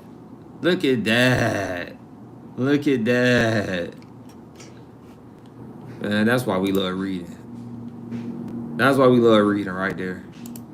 Reading certain things, like that one little thing can take you to a whole nother rabbit hole of something else. Jobs for the Future, never heard of them. Now I have. It's quality jobs, real opportunities. This is a place where you can find like jobs that are in demand or that's been reported by higher ed institutions that are jobs that are perceived to be in demand that can help you get a job.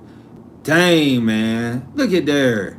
We doing it different on this live stream, man. Like and subscribe, man. Please give us the like and subscribe. Remember, clip us up. Get the worst part of us talking and please push it out on your media outlet. Be like, even if I know you've been in the live stream supporting, just be like, this guy don't know what he's talking about. Y'all should go check him out. I'm talking about it, just bash him. Like, man, let's get us attention. It's attention sometimes. Publicity is publicity. Then when they sit and listen, they're going to say, we've been duped. Yeah, you've been duped. So Jobs for the Future. I like that. Appreciate that. So in addition to measuring completion and job placement rates, they said, quotation, do they think they have the data to prove a program is in demand? Stitter said, are they going to be able to demonstrate that the program articulates for credit? She expects community college systems in some states will be ready than others to answer those questions, right? Because community colleges already do this. Like I said, based on their states' existing investments in short-term programs. Exactly. She said, for example, She said, for example, is funny. For example, Virginia community colleges already have outcomes data in hand. They already have outcomes data on hand because of the Fast Forward program, which offers short-term training for jobs locally in high demand, with the state covering much of the cost. Institutions in other states like Indiana, Iowa, Louisiana, Michigan, North Carolina, and Texas may have a head start as well, she said, and some colleges that are further behind could decide it's not worth it. So some colleges are not going to do it, like they say, because they're too far behind. They don't want to waste money on it, and plus, um, you got to remember, as we've been talking about, a lot of colleges, like universities, are struggling right now with money.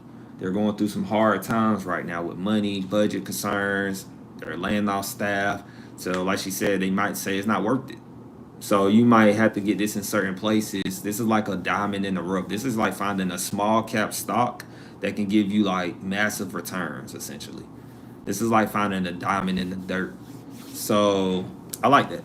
I like that a lot. I like that. That was a good section right there. And so that's pretty much it, because they're saying it's an aggressive timeline, right quick before we leave. Not leave like the live stream, but leave like this segment. And then we're gonna talk about they brought up sports again, some layoffs and stuff. I do want to mention that. It wasn't in the headline, but I do want to mention that. And so right here, what's her name? I can't do not. I'm gonna say Merchant. But this person's name is Merchant, Associate Vice President of Policy and Advocacy at Jobs for the Future, called the July 26th deadline aggressive but possible. If the department gets started immediately, Workforce Pell is just one item on the department's task list for the next year, and experts are skeptical that the agency can get all the work done. If they haven't been having budget cuts or staff layoffs, they should be good. So this is nice. I like this a lot. This was pretty good. Shout out to Inside Higher Ed, as always. Wasn't a bad read. And yeah. So as we keep going, so more layoffs. The University of North Texas laid off employees and opted not to fill vacant positions. So they said joining a list of institutions slashing athletic department payrolls under a new antitrust settlement, right? Remember we said colleges have at least 20.5 million to spend on athletes this year. 20.5 million. If they get to 20.5 million, they cutting back on what? Employees like me, if I worked in that department. It's not a good time to work over there.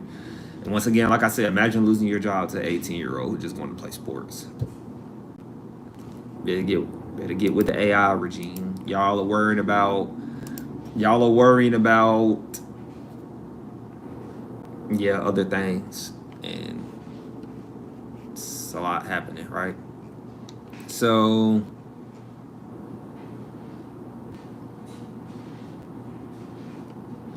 I don't care about that. Alright, that article had nothing to do with me. I thought they said list. I thought it was something else. So it says right here the antitrust settlement didn't settle booster collectors' role. So college athletic leaders are in talks with plaintiffs, lawyers, about an attempt to restrict donor-backed name, image, and likeness collectives that send money to college athletes. Plaintiffs' attorneys threatened legal action after the new College Sports Commission said money from collectives does not meet a settlement requirement that payments to athletes be made for a valid business purpose. So they got a lot going on. That's why I'm not even in that area really with the sports, the NILs. I just like talking about it because I don't really know. I feel like NILs are not going to last long. I feel like it's gonna be I don't know. I feel like I would love to hear some other people's perspectives. I feel like it should last, but I feel like it's not gonna last long. I feel like it's gonna be too much.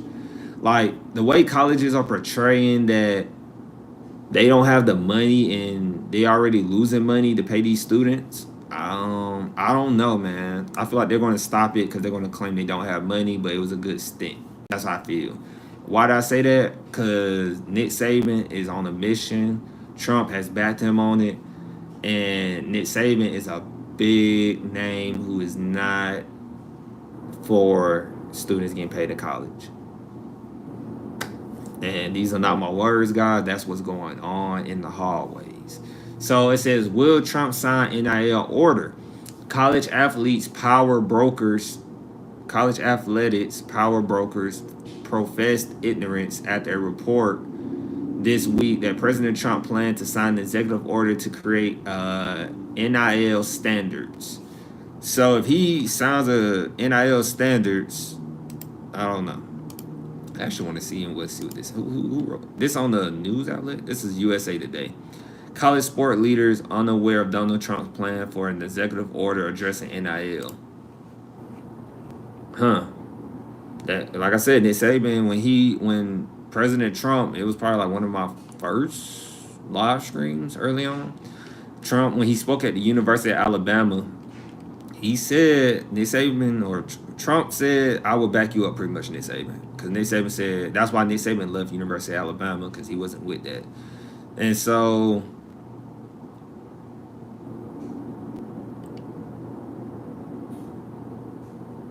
nothing will be easy to get through a divided Congress, and President Donald Trump holds the key to immediate action.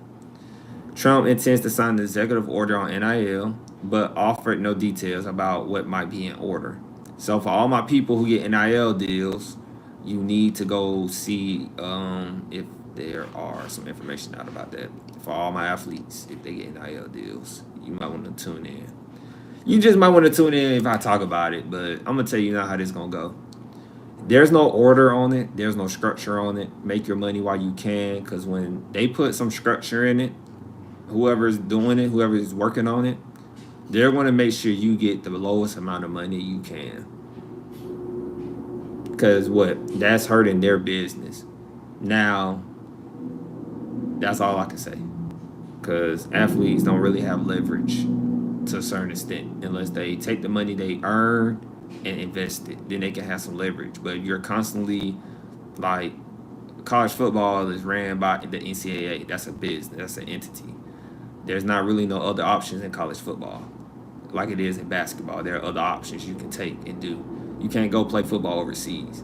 So, yeah, you might want to be mindful of that, athletes. But one thing I know for sure, if they're saying Trump is saying he's going to do an NIL executive order, he's definitely going to do that. If I had to put money on it, he's going to do it. Why? He did some other stuff that's worse than NIL. So he can definitely push an executive order on NIL that's been very controversial lately. He can definitely get that done in no time. So when is he going to do it? That's the real question. When?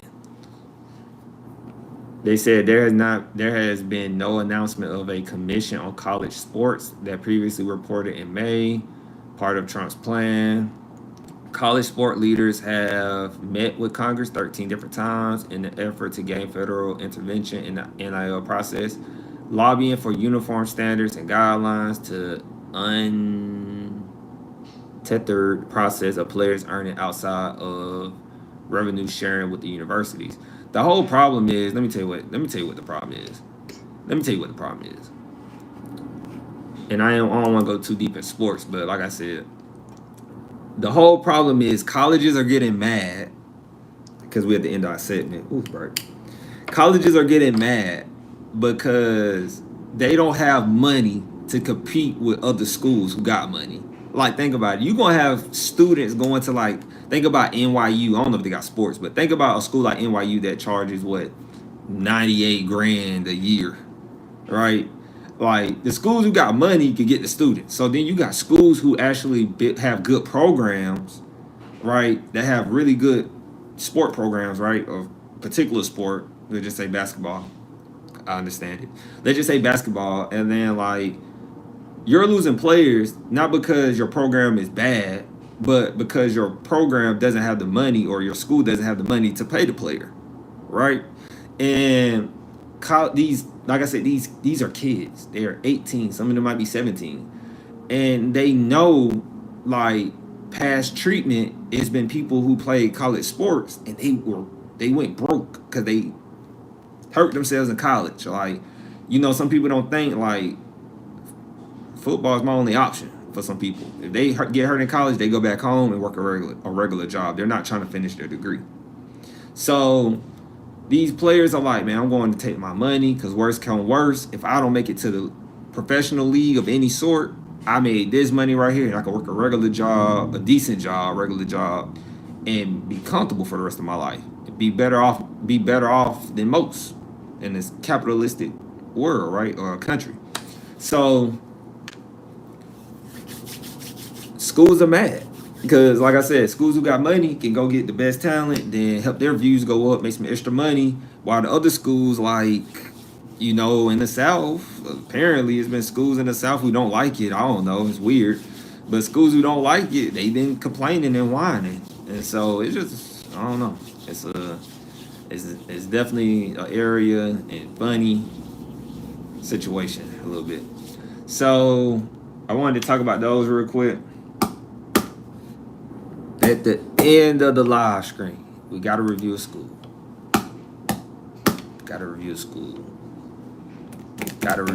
Then I'm going to let y'all go. It's Friday. Y'all don't want to be in here. I don't want to be in here all day with me. So, what do we got to do? We got to find a school. Did they mention the school? They haven't really mentioned that many schools. I kind of want to do I really kind of want to do a for-profit school to be petty, but I'm not going to do it.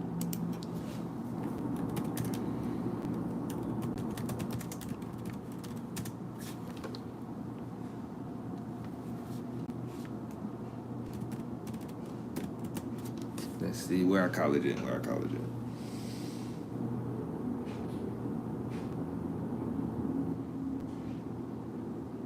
Oh, okay. University of Northern Iowa. We never talked about University of Northern Iowa.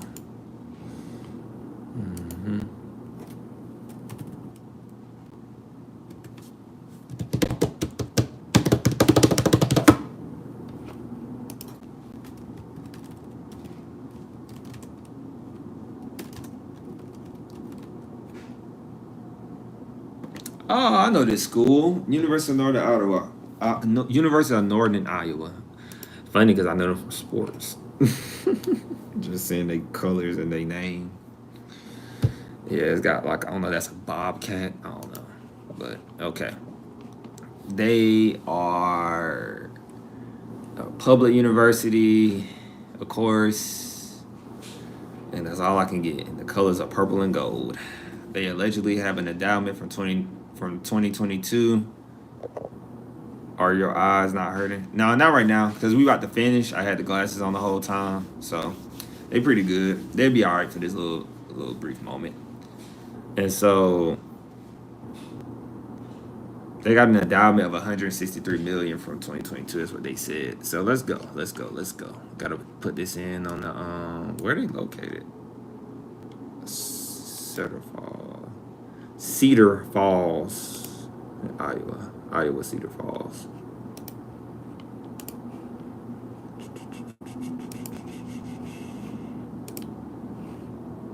Let's get this done. It's Friday. I know people trying to go.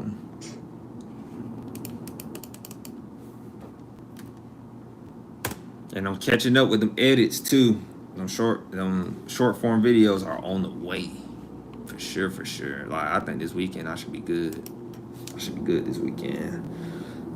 I should be good. And then I just have to catch up with the new ones. But I'm pretty much caught up with all the ones I did in the past. So, oh my. Okay.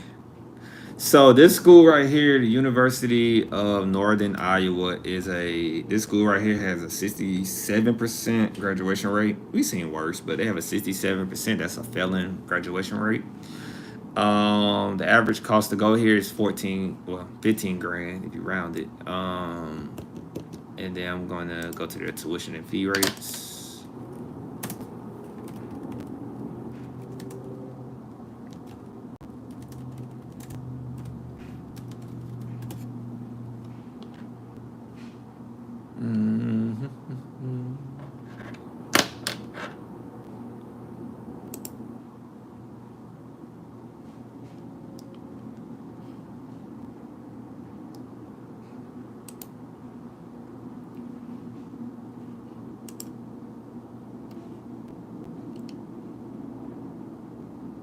They said on their school website for tuition and fees, they said we are ranked number 17 in the United States for most affordable schools for international students by College Factual.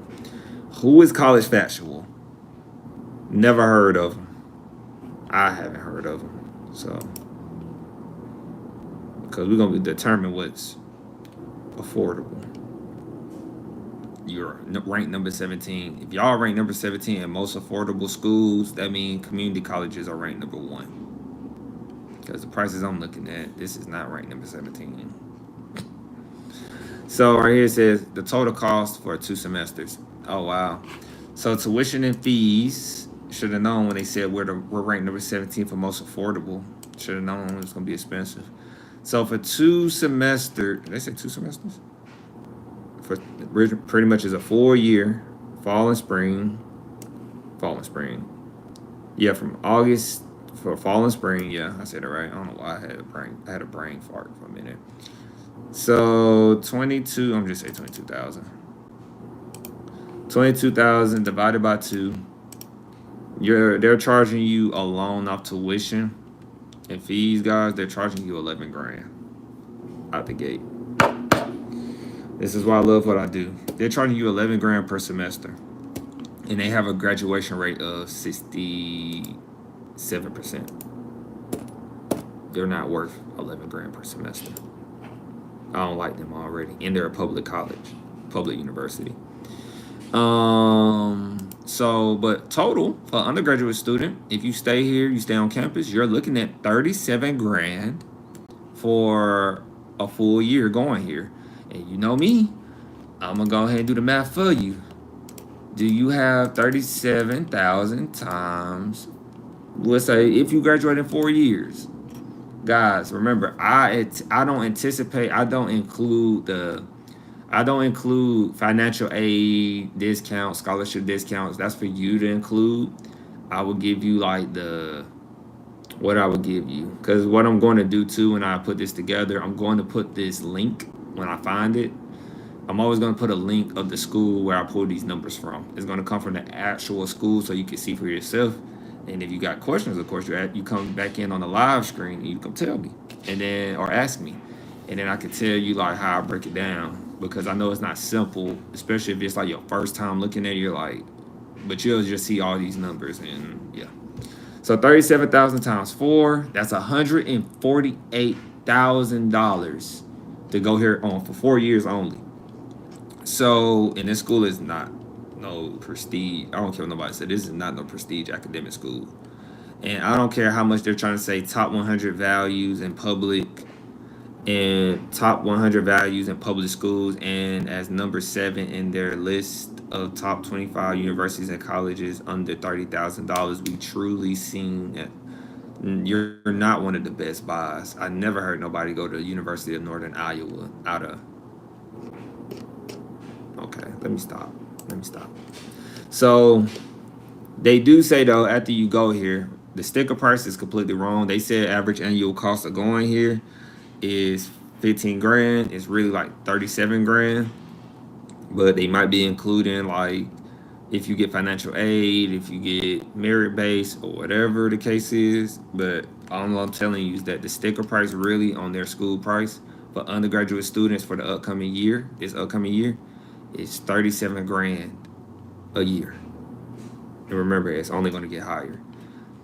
And so that includes on-campus housing and meal plans. Remember that. That's usually the extra driving costs. But they charging you a loan off tuition 11 grand. So I think you already know what I'm going to say at the end of this. They saying though, you're going to pay about over the 4-year course, you're paying about $148,000 in schooling.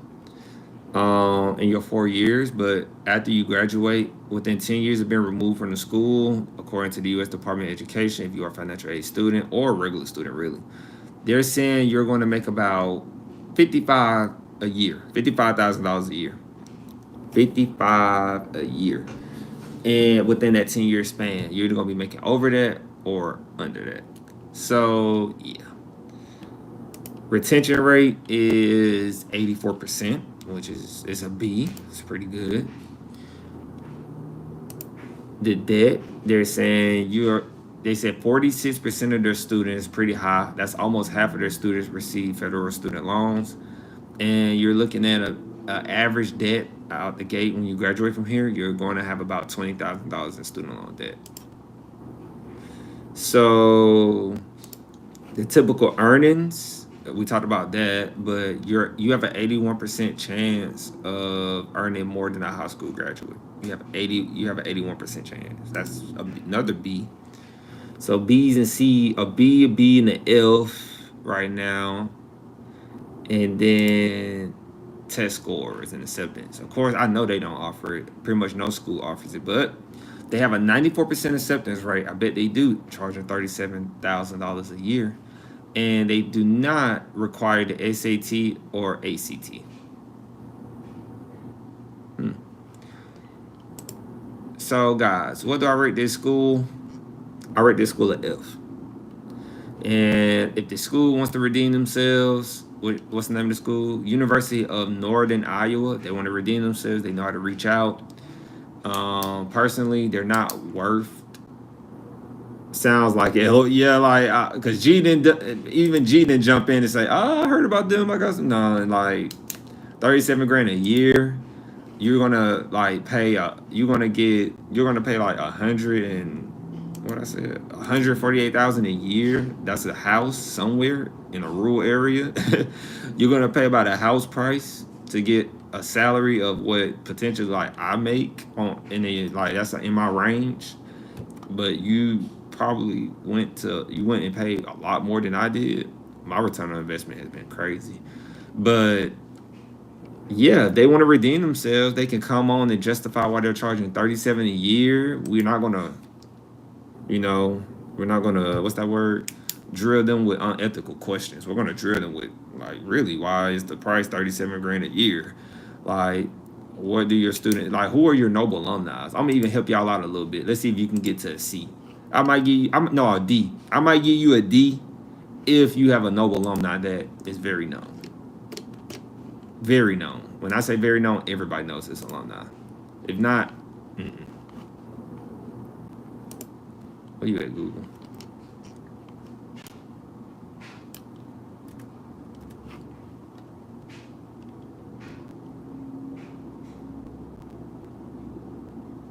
No, y'all don't have nobody everybody knows. They got Charles E. Grassley, but I don't know Charles E. Grassley. What he do? He's a president pro tempore of the United States Senate. And he went to this college, and according to Google, they say he went there in 1956. So, yeah, y'all gonna stay where y'all at. And what's that? A F. He said, "Oh, you found it." Yeah, y'all gonna stay at a F. And that's all we got, y'all. That's all we got. Mike, pen drop. That's all we got. That school's an F. I wouldn't go there. I wouldn't go there personally. We will be back Monday. Another week down. A lot of more weeks to go. So enjoy the weekend. Be safe. Chill. See your peace and chicken grease. Hope you enjoy your weekend. Hope you enjoy your weekend too, G. I start working. What's that date? August. It's like later August.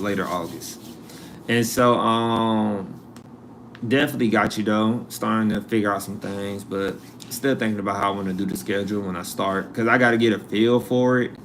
I have to get a feel for it, like the traffic, what it's gonna look like working out, so I can be like, okay, I can do this time consistently. But we're probably gonna be and school start back August 25th for us at Georgia State. That's when school start back. That's August 25th.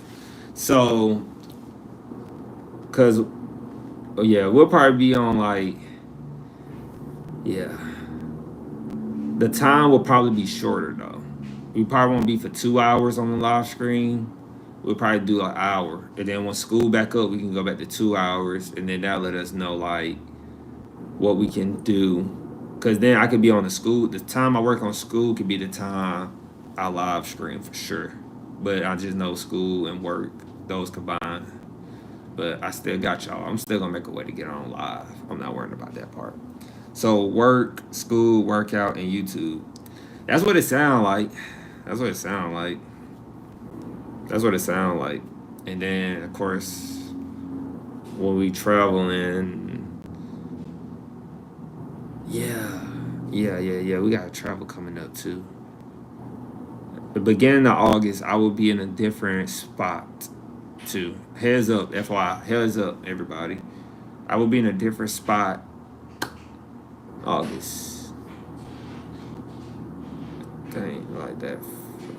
Friday, Monday. Yeah. Just expect a different spot. If this is important to you, I'm sure you will. No, not moving. Just not moving. Military again. Had to do some traveling and stuff. So we'll be like we'll be in a hotel again. We'll be in a hotel again. So, be safe. Don't do anything crazy. And remember, clip me up. Clip me up. Clip me up. Tell somebody. Word of mouth. Tell somebody. Hey, tell them listen for 10 minutes. Listen for 5 minutes. And then let's keep doing it. And like and subscribe. Like and subscribe. And all right. Peace.